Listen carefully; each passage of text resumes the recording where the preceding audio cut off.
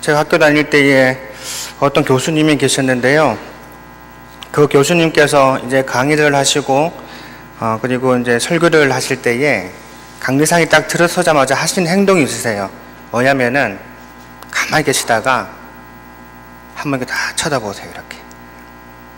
제가 지금 여러분 쳐다보고 있는 거예요. 이게 딱 이렇게 쳐다보세요. 아무 소리 안 하시고 이렇게 딱 쳐다보시더라고요. 근데 그 눈빛이 굉장히 좀 뭐랄까 기대하시는 눈빛, 그 목사님께서 하신 기대하시는 눈빛, 그리고 뭔가를 더 전해드리고 싶다라는 그 눈빛이 나오는 거예요. 그래서 나도 언젠가는 강대상에 섰을 때에 좀 여유를 가지고 한번 성도님들 한번 얼굴을 쫙 쳐다봐야겠다라고 생각을 이렇게 올라올 때마다 하지만은 이 올라올 때마다 떨려서 그럴 여유가 없습니다. 오늘 우리 예배 드릴 때에 좀 하나님의 그 말씀에 대한 기대감과 그리고 좀 피곤하지만은 그래도 피곤함을 좀 물리치려고 하는 어떤 그러한 노력들을 우리 하나님께서는 솔직한 말씀으로 가상하게 여겨주실 줄 믿습니다. 힘드시고 피곤하시고 졸려온 시간이지만은 어떡하는지 말씀 들어보겠다라는 그 간절한 마음 가지고 이 예배에 참여할 수 있는 저와 여러분들이 다 되실 수 있기를 소망합니다. 오늘 본문에서 보시면 여러분께서 잘 아시는 말씀이고요. 이 말씀은 이제 바울의 그 인생 중반에 넘어서면서 이 자신이 얼마나 신비로울 만큼 역동적인 인생을 살아가고 있는지를 힘차게 선언하고 있는 말씀입니다. 나이가 들어가면서 오히려 육체는 약해질지 모르지만은 이 바울은 얼마나 역동적인 삶을 살았는지를 생생하게 우리에게 보여주고 싶어하는 말씀이기도 합니다. 그래서 16절 보시면은 그러므로 우리는 낙심하지 않습니다. 우리의 겉사람은 쇠할지라도 우리의 속사람은 날마다 새로워지고 있습니다라고 고백을 하고 있습니다. 바울은 겉사람은 후패하나 속사람은 날로 새롭다라고 이야기를 하면서 이 겉사람이라는 것은 우리의 육체를 가리키는 말이고 후패해진다는 것은 낡아진다는 의미를 가지고 있습니다. 결국 우리의 육체는요, 세월의 흐름에 따라 낡고 쇠잔해질 수밖에 없다는 것입니다. 의학자에 의하면은 사람의 육체는 20대 초기부터 노쇠하기 시작한다라고 이야기합니다. 세월이 흐를수록 우리의 육체는 노쇠해질 수밖에 없습니다. 기능이 저하된다는 것이죠. 질병에 대한 내구성과 면역성도 떨어지게 됩니다. 특히 바울은 더욱 그러했습니다. 전도 여행의 과정에서 수많은 매를 맞았고 온갖 수고를 했으며 굶주리고 헐벗을 때가 한두 번이 아니었습니다. 그러나 바울은 그런 상황들 속에서도 겉사람은 후패하지만 우리의 속은 날마다 새롭다라고 이야기하고 있습니다. 여기서 속사람은 말씀과 성령으로 거듭난 영혼을 가리킵니다. 바울의 육체는 쇠잔에 갔지만 그의 거듭난 영혼만큼은 날마다 새로워져 가고 있다는 것입니다. 여러분, 현대를 살아가고 있는 우리는 너무 쉽게 지쳐가고 있습니다. 빨리 피곤합니다. 여러분, 지금도 피곤하시잖아요. 아니면 말고요. 피곤하실 수도 있어요. 여러분 지금 피곤하신데 제가 예전에 그 광고를 보고 이 광고를 내가 언젠가는 카페에 얘기했지 당했었는데 CF 광고 중에 여러분 아실 거예요. 축구선수 차두리가 했던 광고 아십니까? 간 때문이야, 간 때문이야. 차마 제가 노래까지는 못 부르겠고요. 간 때문이야 라는 그 한참 CF가 유행할 때가 있었습니다. 여러분 간 안 좋으십니까? 네? 혹시 그것 때문에 피곤하신가요? 사실 우리가 피곤하고 연약한 부분들 간 때문일 수도 있겠고 환경적인 어떤 그런 이유들이 있을 수도 있습니다. 그리고 우리는 주말쯤 가면 탈진되어지는 것이 아니라 사실 주말 시작할 때부터 탈진을 하기 시작하는 게 우리의 모습이고 현실이 아닌가 그걸 생각해 봅니다. 내 본인뿐만 아니라 우리 주변의 여건들이 우리를 너무 쉽게 피곤하게 하고 지치게 하고 탈진시키는 환경들이 우리들 삶 속에 참으로 많습니다. 그러면 우리가 어떻게 해야 이 지친 삶을 벗어나서 새 힘을 얻고 살아갈 수가 있겠느냐는 것입니다. 어떻게 하면 날마다 지치지 않고 새 힘을 얻으며 살 수 있을까요? 어떻게 해야 이 힘들고 피곤한 시대에 지치지 않고 새 힘을 얻으며 살 수가 있습니까? 그 첫 번째는 우리는 예수님의 부활 능력으로 새 힘을 얻습니다. 따라해보겠습니다. 예수님의 부활 능력으로 새 힘을 얻습니다. 오늘 본문 자세히 관찰해 보시면은 이 사도 바울은 그 어떤 사면초가와 절대 절명의 상황들 속에서도 결코 낙심하지 않는다는 말을 3번이나 반복하고 있는 것을 볼 수 있습니다. 1절에서도 말씀하고 있고요. 또 8절에서도 말씀하고 있고, 그리고 우리가 읽었던 16절에서도 우리는 결코 낙심하지 않는다라고 말하면서 아무리 우겨싸움을 당하고 아무리 사방으로 어려움을 당하고 아무리 내 인생에 별의별 사건들이 다 일어난다고 할지라도 나는 결코 낙심하지 않는다라고 이 바울은 고백하고 있습니다. 여기서 낙심한다는 것은 낙심하지 않는다는 것은 우리가 약해지지 않는다는 뜻입니다. 꿈이 흐려지지 않는다는 뜻이에요. 열정이 식지 않는다는 뜻입니다. 바울은 그 어떤 사면초가의 절명적 상황들 속에서도 희망을 포기하거나 꿈을 접지 않았습니다. 오히려 16절 말씀처럼 그는 나이가 먹어감에 따라서 신체적인 힘은, 육체적인 힘은 약해질지 몰라 그러나 그 내면의 힘은, 영적인 그 내면의 힘은 날마다 새로워지고 새 힘이 넘쳐나는 삶을 살아가고 있다라고 말씀하고 있습니다. 그러면 여러분, 바울은 어떻게 이런 힘 있는 삶을 살아갈 수 있었을까요? 그것은 내 안에는 예수님의 부활의 능력이 머물고 있기 때문에 가능합니다. 우리가 읽진 않았지만 10절과 11절과 12절 말씀을 우리 같이 한번 읽어봤으면 좋겠습니다. 10절과 11절, 12절 말씀요. 같이 읽겠습니다. 시작. 우리가 항상 예수의 죽음을 몸에 짊어짐은 예수의 생명이 또한 우리 몸에 나타내게 하려 함이라. 우리 살아있는 자가 항상 예수를 위하여 죽음에 넘겨짐은 예수의 생명이 또한 우리의 죽을 육체에 나타내게 하려 함이라. 그런즉 사망은 우리 안에서 역사하고 생명은 너희 안에서 역사하느니라. 아멘. 우리가 좀 지나가면서 이 3절의 본문 말씀을 읽었습니다마는 이 3절의 본문 말씀 중에 공통된 단어가 한 가지가 있습니다. 그것은 무엇이냐면 예수의 생명이라는 단어입니다. 예수의 생명. 곧 우리는 지치지 않을 수 있는 것은 우리 속에 예수의 생명이 있기 때문인 줄 믿습니다. 우리 한번 고백하시죠. 내 속에 예수의 생명이 있습니다. 우리 옆에 분한테 당신 속에 예수의 생명이 있습니다. 예수의 생명이 있으니까 아무리 짓밟혀도, 아무리 죽이려고 해도, 아무리 세상에 많은 일들을 상적해 있다고 해도, 아무리 교회 안에서의 일들이 많다고 해도 다시 일어날 수 있는 능력이 생겨나게 되는 것입니다. 왜냐하면 우리 속에 예수의 생명의 능력이 우리 속에 있기 때문에 우리는 날마다 새 기운을 얻으며 살아갈 수가 있습니다. 예수님을 죽음에서 부활시킨 이 성령의 능력이 우리 속에서 역사하고 있다면 우리는 어떤 어려움이나 위기도 극복하며 살 수가 있습니다. 예수님의 생명이 우리 안에서 역사하면 우리는 날마다 새 기운을 얻을 수 있습니다. 한 주일 동안 힘들 수 있습니다. 어려울 수도 있습니다. 피곤할 수도 있습니다. 때로는 여러 가지 날씨와 환경들 때문에 탈진할 수도 있습니다.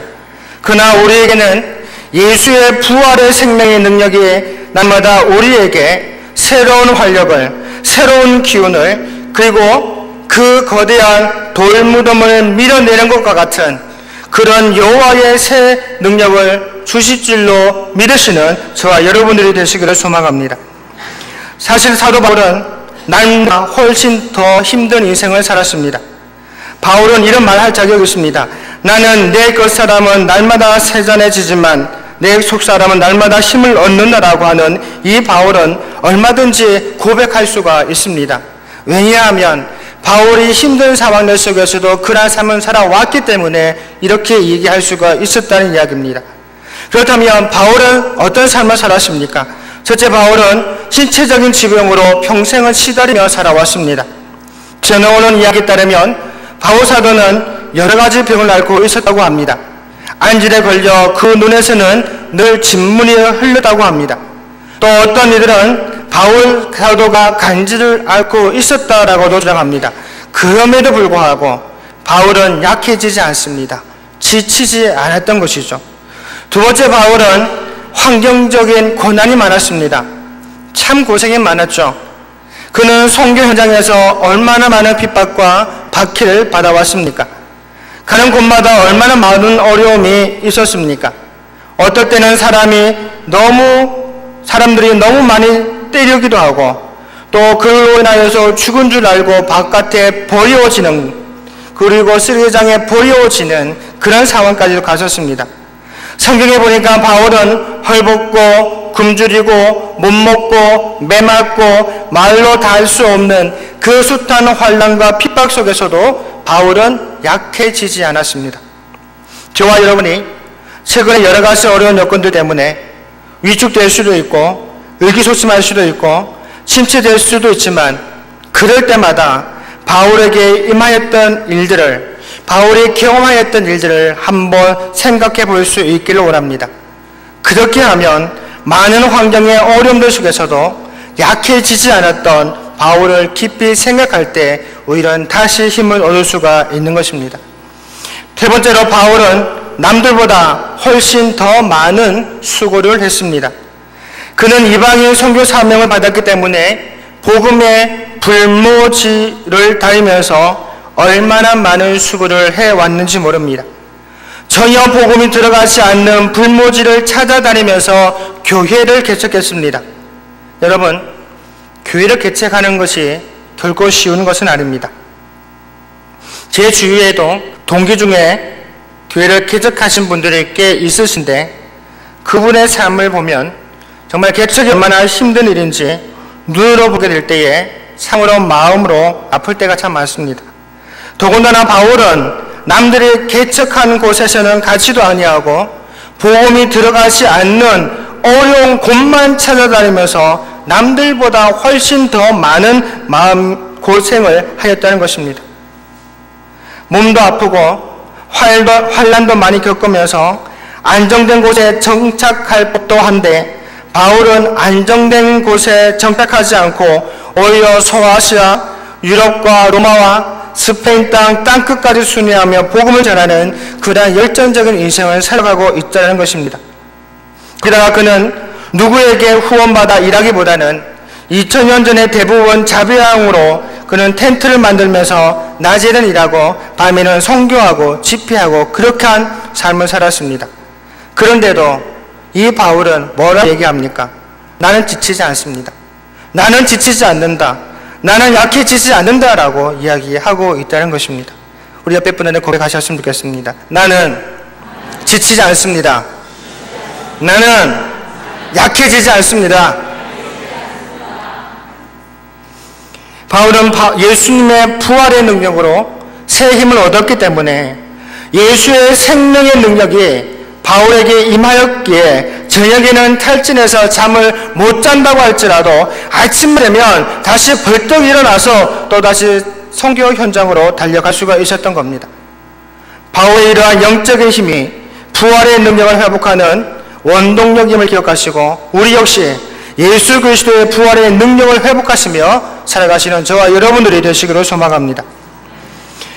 두 번째로, 환난은 하늘의 영광을 얻게 만드는 것임을 믿게 될 때에 새 힘을 얻습니다. 다시 한번 말씀드립니다. 환난은 하늘의 영광을 얻게 만드는 것임을 믿게 될 때 새 힘을 얻습니다.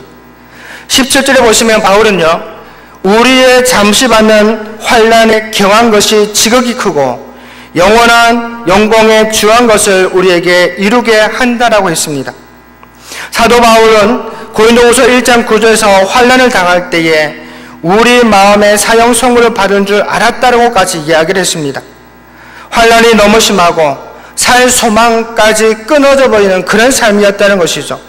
그런데 바울은 그 환난을 어떻게 정의합니까? 잠시 받는 환난이다라고 정의합니다. 하늘나라에서 영원히 누릴 복락에 비교하면 이 세상에서 받는 그 어떤 환난도 일시적인 것뿐이다라고 말하고 있는 겁니다. 또 바울은 그 환난이 경한 것이라고 했습니다. 가벼운 것이라고 했습니다. 또한 바울은 로마서 8장 18절에서도 생각하건대 현재의 고난은 장차 우리에게 나타날 영광과 좋게 비교할 수 없다라고 했습니다. 장차 하늘나라에서 누릴 영광과 비교하면 지금 잠깐 당하는 이 고난은 아무것도 아니라는 거죠. 내가 복음을 위하여서 죽을 동 마는 동 살아가지만은 그것이 아무것도 아니라는 거예요.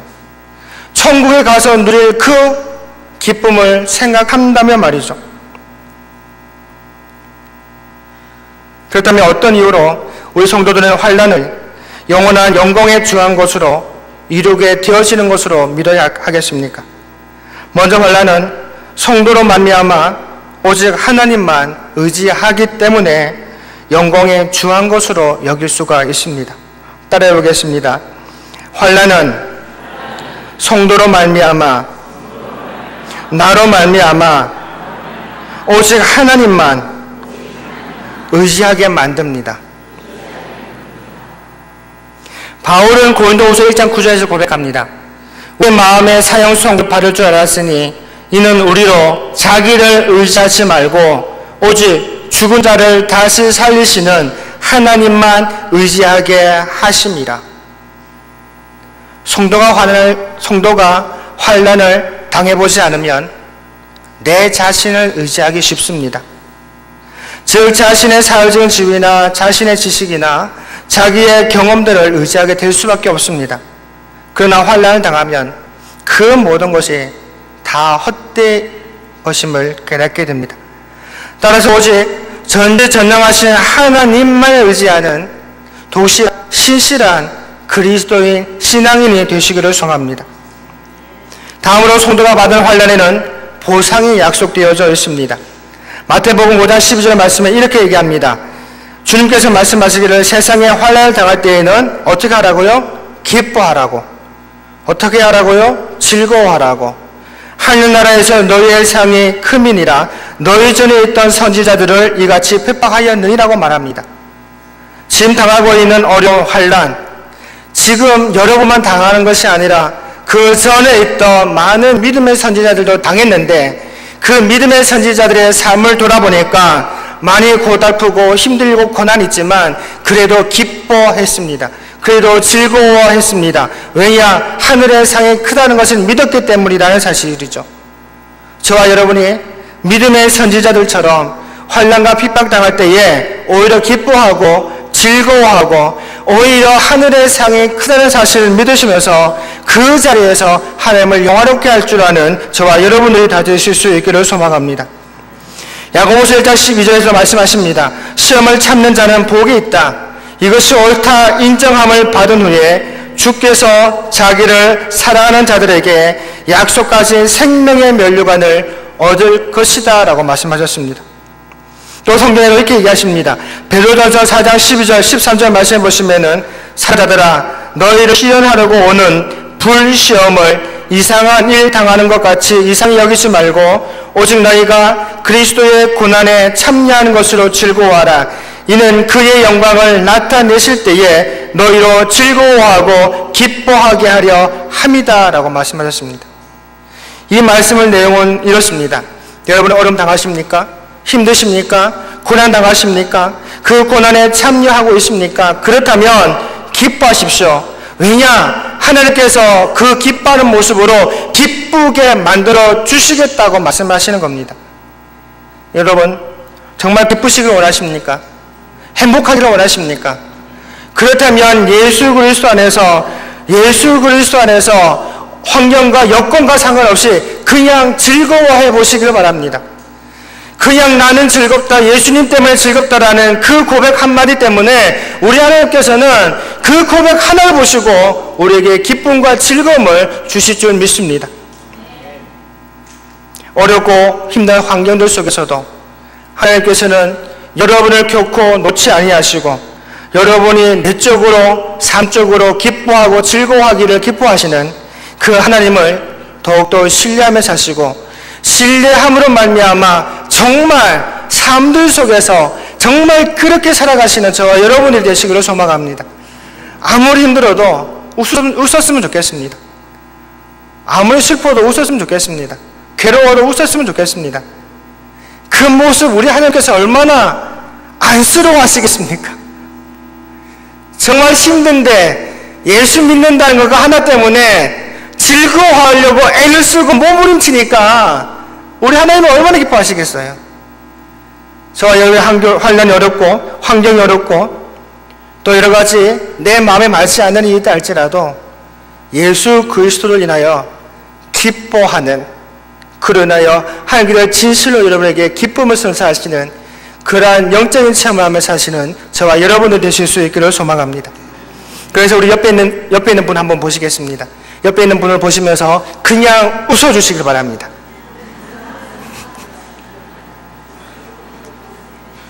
참 뻘쭘하죠?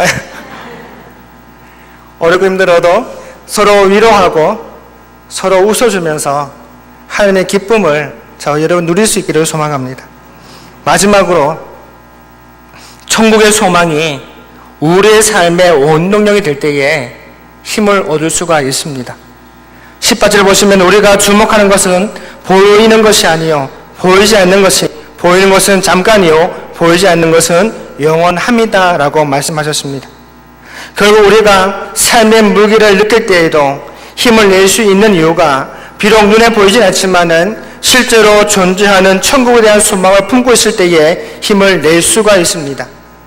인생을 인내로 참아낼 수가 있습니다.